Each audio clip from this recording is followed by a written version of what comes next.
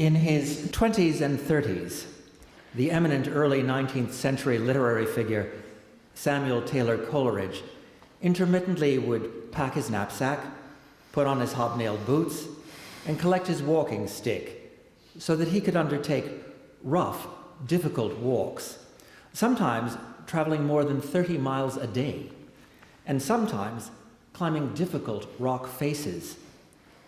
He preferred physically demanding terrain. In 1794, he hiked through Wales, a 600-mile journey. In 1799, he spent 9 days walking 100 miles among the fells in the English Lake District. Again in 1799, when he went to study German philosophy in Göttingen, he walked long and hard through the countryside. And finally, in 1803, he undertook a 263-mile trek in Scotland. During these excursions, there were moments of terrible discomfort. I am no novice to mountain mischiefs, but such a storm as this was I never witnessed, combining the intensity of the cold with the violence of the wind and rain.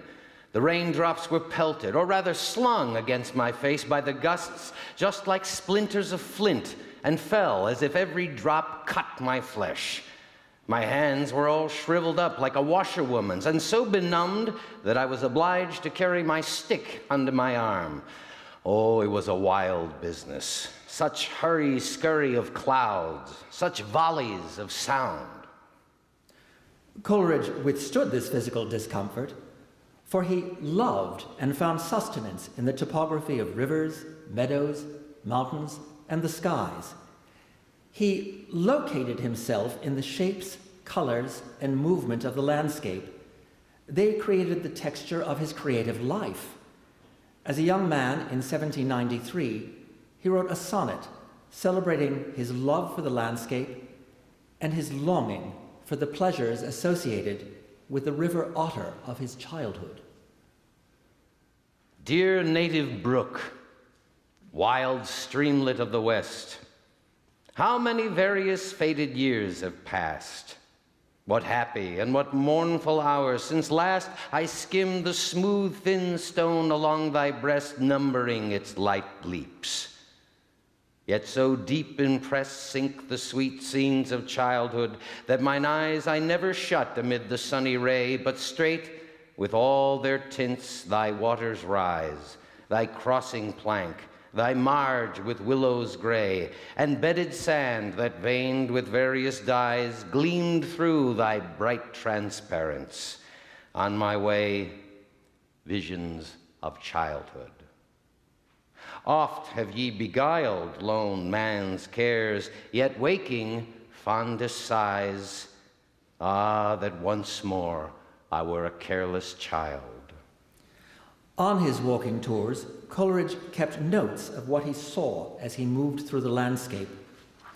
Sometimes, frustrated that his words were insufficient to capture the immediacy of the moment, he recorded his struggle to articulate what he saw. Without drawing, I feel myself but half invested with language. To compensate for the inadequacy of words, Coleridge frequently executed line drawings to capture the angle, the geometric shape, and the movement of what he saw. A passage from a walk he took in Germany in May 1799 voices his desire to resort to the geometric idiom and depict the landscape's topographical lines. And now we arrived at Hartsburg Hills, ever by our sides. It were idle in me to attempt by words to give their projections and their retirings, and how they were now in cones, now in roundnesses, now in tongue-like lengths, now pyramidal, now a huge bow, and all at every step varying the forms of their outlines. Or how they now stood abreast, now ran aslant, now rose up behind each other, or now presented almost as a sea of huge motionless waves. To multiform for painting, too multiform even for the imagination to remember them. Yea, my very sight seemed incapacitated by the novelty and complexity of the scene. Another passage from his notebooks, entered a year later when he was walking in the Lake District, also reveals his impulse to draw and follow the lines visible in the landscape before him. Traveling along the ridge, I came to the other side of those precipices, and down below me on my left. No words can convey any idea of this prodigious wildness.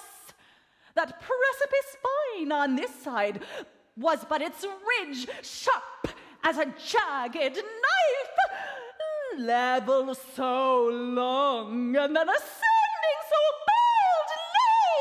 boldly. What a frightful, bulgy precipice I stand on. And to my right, how the crag plunges down like a waterfall, reaches a level steepness, and again plunges. When Coleridge moved through a landscape, he was also attracted to the movement within it. As a result, he often recorded the movement of the clouds and the mists rolling over the lakes near his home. November 1799, the Lake District. I went down to the lake by the opposite shore, the hoarfrost on the ground, the lake calm, and would have been nearer like, but that it had been breathed on by the mist, and that shapely white cloud, the demon, hung over the snowy mountain opposite to us. We passed the first great promontory, and what a scene! Where I stand on the shore is a triangular bay, taking in the whole of the water view. On the other shore is a straight, deep wall of mist, and 1/3 of the bare mountain stands out from behind it, the top of the wall only in the sun. The rest black. And now it is all one deep wall of white vapor, save the black streaks, shaped like strange creatures, seem to move in and down it in opposite direction to the motion of the great body. When Coleridge took extended walks from his Lake District home, Greta Hall, he remarked on the ways in which the light and the mist shaped the contours of the surrounding mountains, hills, and vales. September 1800. Yet ever and anon the sun is on the hills and mountains, the universal mists not dissipated, but attenuated, and sometimes the mist will dissolve wholly from some field or eminence that stands out from the rest of the landscape, bright and new-bathed. Now the hills are all in mist, but the vale all bathed in clean. One column of water, sunshine falls upon the grange. To the inverted arch the newlands clear, at the arch a wall of impenetrable darkness, a pelting shower. Clear, and a road of silver brightness from the woods far over the lake to the other side of the island vanishes.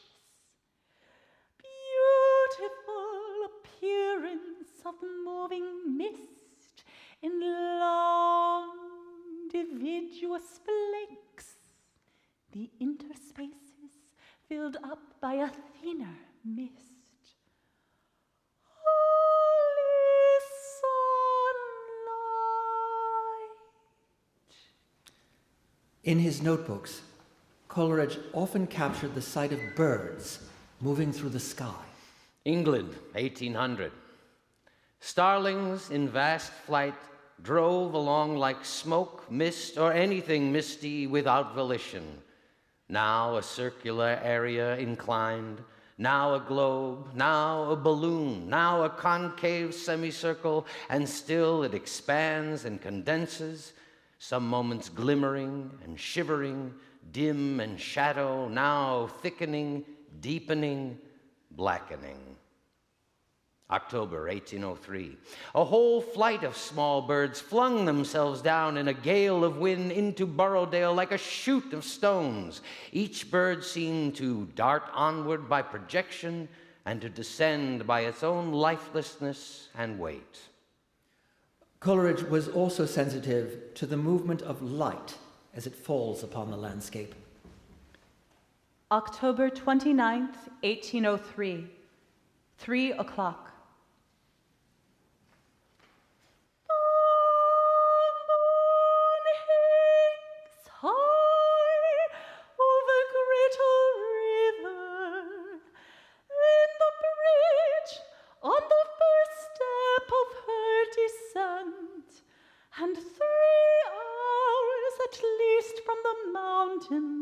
Behind which she is to sink, nearly full, not a cloud in heaven. The sky deep sable blue, the stars white in the height of the sky, but above, around and beneath the moon, not a star. She is starless as the sun. Yet there is no gleam, much less silver whiteness on the lake. Simply, it is easily seen, and even the gratis-stretching straight in an oblique line underneath is not silver bright or anywhere brilliant, but rather the gleam of some baser composition, imitating silver.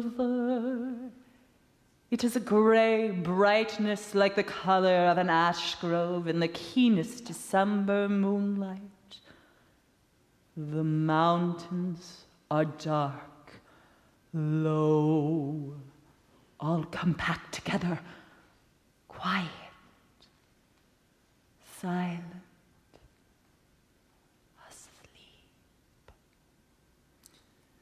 And Coleridge followed the movement of his two small children, Hartley and Derwent, as they ran, blown by the winds that gusted in the northern landscape. September 1802. The river is full and the waterfall is full, and silver fillets come out of the clouds and glitter in every ravine of all the mountains. It is in very truth a sunny, misty, cloudy, dazzling, howling, omniform day, and I had been looking as pretty a sight as father's eyes could well see. Hartley and little Derwent running in the green, where the gusts blow most madly, both with their hair floating and tossing a miniature of the agitated trees, below which they were playing inebriate both with pleasure. Hartley whirling round for joy, Derwent eddying half willingly, half by force of the gusts, driven backward, struggling forward, and shouting his little hymn of joy. What we have just heard was one of many passing moments of joy for Coleridge. On the whole, however, he lived a life fraught with pain, sleeplessness, and addiction. Suffering from chronic rheumatic pain, he became dependent upon opium, a dependency that plagued his life and haunted his sleep. It was full of nightmares and guilt. In 1803, Coleridge began drafting a poem about the pains of sleep.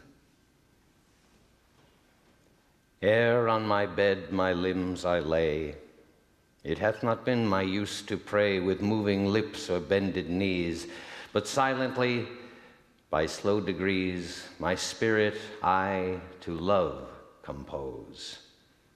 In humble trust mine eyelids close with reverential resignation, no wish conceived, no thought expressed, only a sense of supplication.